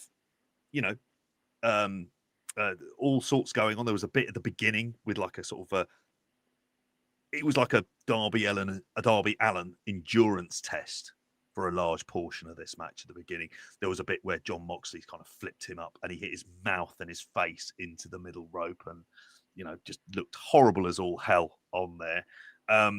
Of which I think it was it Excalibur reminded Tony Schiavone, he was like, you've seen guys lose their ears on this, going back to the old Vader and Cactus Jack days. There was the bit where he sort of went onto the edge of the steps on the outside. We did have a repetition of the hanging spot that I thought was done quite well, because Darby Allin brought in the AEW flag that he'd taken to Mount Everest. It wouldn't have been the real flag, but there you go. That's still on top of Mount Everest, I would assume, unless you're told not to leave it. Who's going to come there and take it down after the fact? You're just going to find some bloke wandering up there, are you, for that? You had the relentless belt shots that were particularly nasty. Then there was some fighting over the the point where he sprayed him in lighter fluid, which just used a towel to take it off, which still could have caught him on fire. that still was a thing. We didn't get any fire on this, and apparently it was all Missouri State Commission stuff going on there. So it's like, why have this type of match there if they're going to be incredibly restrictive about the stuff you can do? But there you go. And the taser spot led then to the interference from the Death Riders, which then led to a Claudio press slam spot, which did look incredibly impressive, where he press slammed Darby Allin over the top rope and into one of the announce tables there. Before we got a drowning spot, they mentioned you've got an aquarium there. I was like, it's just a fish tank, lads. It's not an entire aquarium. With AEW branded buckets of water there as well, which completely needless.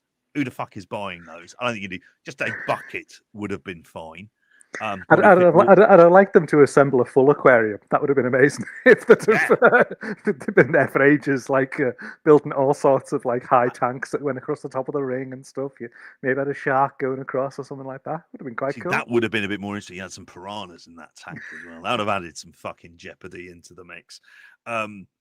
So you had then the drowning spots, and occasionally John Moxley channeling his best Roman Reigns, his erstwhile Shield partner, of doing some Amdram stuff and talking to him as well. And that scene when he was drowning him, it reminded me of the scene in Casino where Joe Pesci puts the bloke's head in a vice, and he's like, "Look, Anthony, I've got your head in a vice here. Tell me who the rat is. Don't make me the bad guy." And he's just like, well, you clearly have been the bad guy for all the stuff you've done to him beforehand, as his fucking eye pops out of his head. Yeah. The Death Rider SeaWorld Centre says in there as well. Yeah, it could have gone full-blown FMW and just had it in a fucking swimming pool and have done of it. Yeah, and it was drowning him there until we had the return of Santa Stinger this time. At this point, Steve completely given up on any semblance of hair dye whatsoever. He's been doing it on the convention circuit, and God bless. So we had Goth Santa turn up, who looked fucking great, I have to say, for the stuff that he did, hitting them with the baseball bat and then giving the bat over to Darby Allin, which then led to the and then destroying the aquarium box, so leaving bits of glass all over the ring and water everywhere as Darby Allin hits a Scorpion Death Drop, then a Coffin Drop, and then a Sharpshooter, or Scorpion Deathlock, I should say, into there while he's got the AEW flag wrapped around his head or his face. It didn't look like he was lying on any glass. As apparently this I Quit match, he said I quit, but no fucker heard it. Couldn't hear it on the show. None of the crowd heard it as well. And Darby Allin finally getting that big pay-per-view main event win. That was all the big moments in it, mate. But what say you about the match? I mean, I was really, really excited for it. Like, really excited. I think they've built this feud well, and couldn't wait to get to the end of the pay per view to be watching this finally. And like, I did enjoy it. Like, it did deliver, but I don't think it delivered at the same level as say like the Hangman Swerve stuff and things like that, where it comes where you've got these extreme levels of brutality and things that are built in there. Like, there was, I think there was something, whether it was a timing issue or something like that, there was something that was really off about this match and the match structure where, yes, you need Darby to get that big beat down, and for all of those spots that you referenced there that were, the majority of them really great spots. I think the one that you didn't mention there that really bugs me, because I don't like fingernails and the nails, the skewer under the fingernail like that. That That's like when he just taps the end of it. I was just like, like ready to throw up watching that, because of that proper squeamish about stuff going on under my fingernail. That's the kind of thing the cartels would do to you, and then they'd cut off your dick and shove it in your mouth afterwards. Like, that's a given.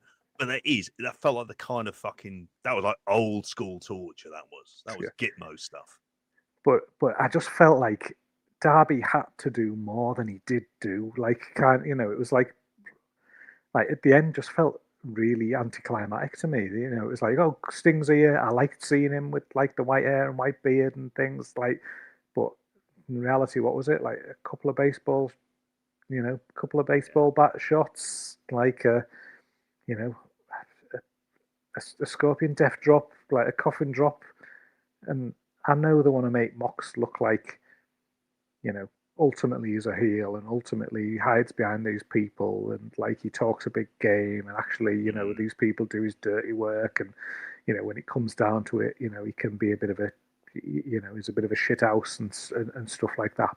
But he's not this much of a shithouse. Like he hasn't been presented as this much of a shithouse that he basically squashes somebody for 15 minutes and with a taser, with fucking drowning them, everything under the sun, the skewers, everything under the sun that he's done, and then all he takes is about 3 moves back, and and that's it. That is defeated. It just didn't marry up. It needed like another.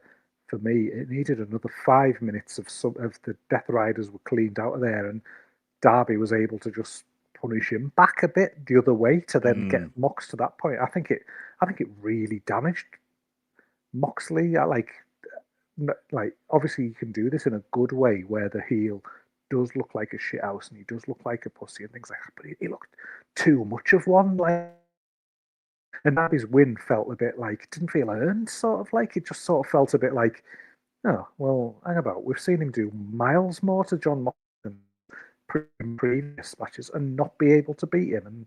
And that's all it took. Oh, you should have just done that last time. Oh, you did. And yeah, it didn't result in anything, kind of, So it just, the finish was the worst bit about this. But, it was good. There was a lot of good. The level that they took it to was fine. There was a lot of like inventive, different stuff in here, which again, you always appreciate in this kind of match. If there's something to like that you feel like you haven't seen before or you've rarely seen. But yeah, I hate something like this where you're feeling like that was good, but it could have been a fucking lot better than it was. Like, and I'd still give it 4 stars. Like, I enjoyed it to that level, but to me, in my mind, going into this, and this was going to be 4.5 stars easy. This match, like for all the crazy shit that they were gonna do, just not quite hit the mark for me. Yeah, see, this was the thing. I thought this was a home banker of being a 4.5 star, like absolute wacky wild bloodbath. And then when I heard the commission stuff about saying, well, there's not going to be any blading allowed, it was like, okay, all right, I'm not quite sure how you're going to get away with this. And like you say, those isolated moments within a better structure would have meant so much more.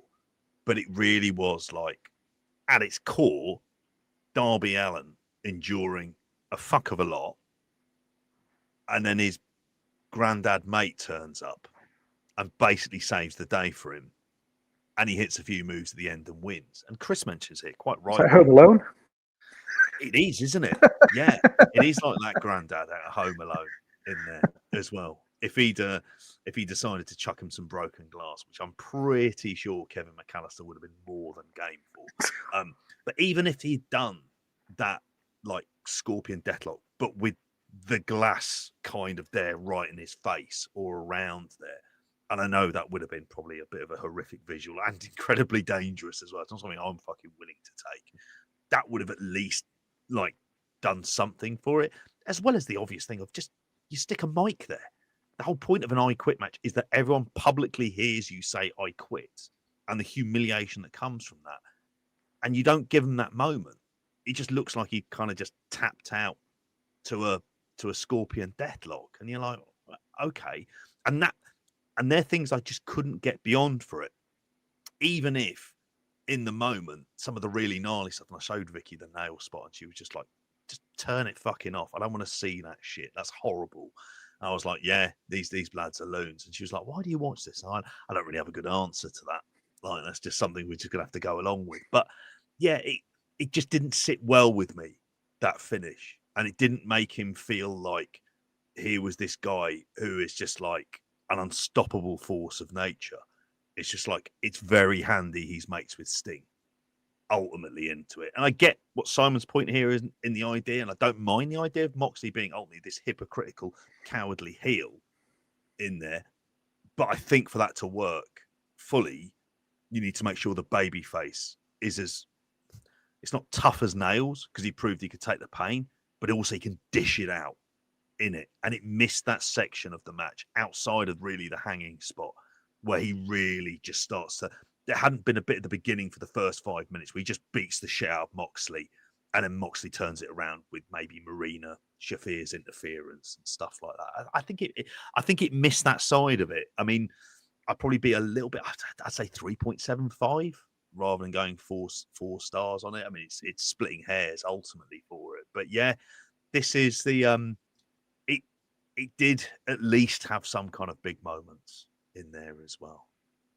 And Yeah, and that's and that's how we left it. yeah, and it's just it does, you know, again, I've said this about a million times today because obviously we've had this rare scenario of me and you doing weekend show together and then me and you doing spotlight together. But as we discussed on Friday on the weekend show, you know, Mox losing an I Quit match and him saying I quit, then, you know, is sort of like, in theory, he should have lost that cult leader style status amongst the people who follow him because he's proven that, you know, he will quit, and he is he has, to use Simon's word there, been hypocritical as well, and there should be that indecision in people's minds. Well, why are we following this guy?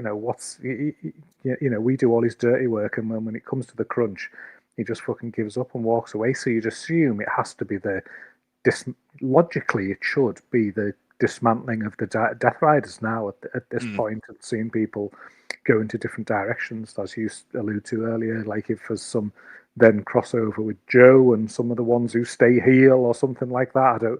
I don't know, but it's hard to see even in that scenario where John Moxley goes from here, because it's a it almost needs to be a bit of a, you're off TV for a while, doesn't it, really, just to sort of reset the character. He can't just suddenly, get kicked out of the Death Riders on Wednesday and then we all have to just accept him on as a babyface the following week, or it's a hard sell to turn him babyface in a couple of weeks' time or something. He almost does need that to be kicked out by them and then go away and then just, come back again to save X further down the line or something, where absence has helped the scenario. But yeah, it feels like a tough one at this point. I feel like something else could have been set up a bit better maybe around that too. He does need to be kicked out. Following up with Chris's point on here as well, that he does. There needs to be a change in the dynamic of the Death Riders. It's like one of the things they should be able to forgive the All-In loss, but not this one. And really then for Darby, I mean, this just feels like it's a plot point for his ultimately leading to a challenge for the world title. But I'm not buying it. I'm just not, fundamentally at my core. Like, he would need to have a series of very decisive wins in what I would think of as very big, orthodox, kind of good matches, rather than bells and whistles and distractions and interference like they had here, which is always going to be the case. Don't mind it within these circumstances. But I think maybe that might be something that they're going to need to look at in terms of being able to properly build him. Because I don't think of him winning this. It's rather like in the way they had from All Out like a few years ago, when he lost to he defeated Orange Cassidy and defended, I think it was the international title or something else along those lines in the main event. It was like a proper bloodbath. You thought, this is Orange Cassidy being solidified as a main eventer, and it just never seemed to come on from that. I think they seem determined to do the same thing with Darby Allin. I just don't personally buy him as being someone who is at that point of being a world champion. I get he's pure AEW, he's the heart of AEW, you want to think of it. He sort of represents all of the different aspects of, he's a guy who doesn't care for himself or his welfare. Like, he isn't someone who is your stereotypical, what you'd expect of a main event wrestler. I can understand all of those things, but there needs to be still a lot more build up. This just, for me, is just like the end of this particular feud. Hopefully they'll do something with the Death Riders. I've heard the shout out there, give it to Wheeler Yuta. He is the guy who gets the most kind of heel reactions in some ways. And you spent all that time and money trying to fucking build the lad up. You might as well go shit or bust with him as the ultimate scrappy do as big heel. Fuck it. Like, I mean, that seems insane as well Yeah, at it the does. same time. But what the hell? Oh, I love Wheeler, but that is his role is not beyond what he did. His role is almost going back the other way, and for me, is the babyface side of it with him. If almost just becoming, bit, like leaning back into that. I could see them. They've already done stuff with the Statlander stuff that you could see her maybe been part of something that then brings him back that way and brings that out. But I just don't. I mean, you say you don't see the Derby world title stuff as being incredible, almost for the world title. I just don't know if that just doesn't feel like a direction that he should be going in anyway, just for the style of wrestler there is. I know, like I saw an interview with him a few months ago, and he just said, like, I've just got no desire to be the world champion. He was like, it's just not who I am as a wrestler, and it's just not what, like, my focus is on something totally different. That's not, me being at the top of the company is not what, like, who I want to be, not what I want from wrestling and things, and again, like, it sort of doesn't make sense to place him there. He almost doesn't it to be the guy who's doing these kind of, matches like this, or having his typical style of match that's almost that, it's that special attraction on the card almost, isn't it, really? You don't want him there. You don't want him being the head of the company. I don't think there's enough there for it. But if it's doing crazy spots and being that sort of scrappy underdog and taking obscene amounts of punishment and things, then give me that all day long, because that's the Derby that I want to see. So just put him in a feud with another maniac, as far as I'm concerned. Good Tommy Dreamer then, basically. It is. Yeah. That's really the role for which I wouldn't be amiss as a kind of mascot of sorts. And maybe at some point you there is money in that, having the kind of beloved figure head of the company going for the world title. You can do it. I just don't think now or 2026 is the time to be doing that. And again, at least he'll never be in the position where he's having to pay Tony Khan's bills for him. That's true. Exactly. And that takes us to the end of Spotlight. As we said earlier on at the start of this, we're going to be doing the sort of newsy bits and the roundups. We've got Matty on the weekend show, so I can talk all the stuff about the WWE world title picture with him there as well. Exciting. No, it isn't. Maybe for Matty, but not for me. And particularly if one of the challenges is through a battle royal, for fuck's sakes. I couldn't give a shit about that, if I'm brutally honest with you. We'll talk about that. About Mo from Men of the Mission. He passed away. Various other things. And I've also written in here, referee killed by bear while in hot tub, which sounds like me taking the piss, frankly, throwing that out there. But yes, we'll cover that on the news dump tomorrow and on the weekend show on Wednesday. So to tell you, just to go through the plugs and all of the thank yous as well. We've got obviously Time coming out this weekend on Sunday. We've got that brilliant Metallica Film Club that we released last week as well. You, Martin, and Matty did a phenomenal job on that as well. Also, as well, to say, Benno and Hamflets in your house. Like they've got a good few in the can as well in there. So there's honestly brilliant listening. Highly recommend it. And we'll be recording another episode of Retro, me and Matty as well in the next week or so. So that should be hitting feeds towards the end of the month as well. Yeah. And there's a few other kind of like surprising things as well added to the docker. We're being a bit mysterious this month and sort of saying this is what's coming up this week on here. But yes, I do have to thank all the support we have from all of our patrons and our YouTube members, but with special thanks to our patron kings and queen of the mountain, Connor O'Loughlin, Eddie Sideburns, Chris Platt, Carl Gack, Sophia Hitchcock, Simon Mulvaney, and Marty Ellis. All I have to say is bye. See ya.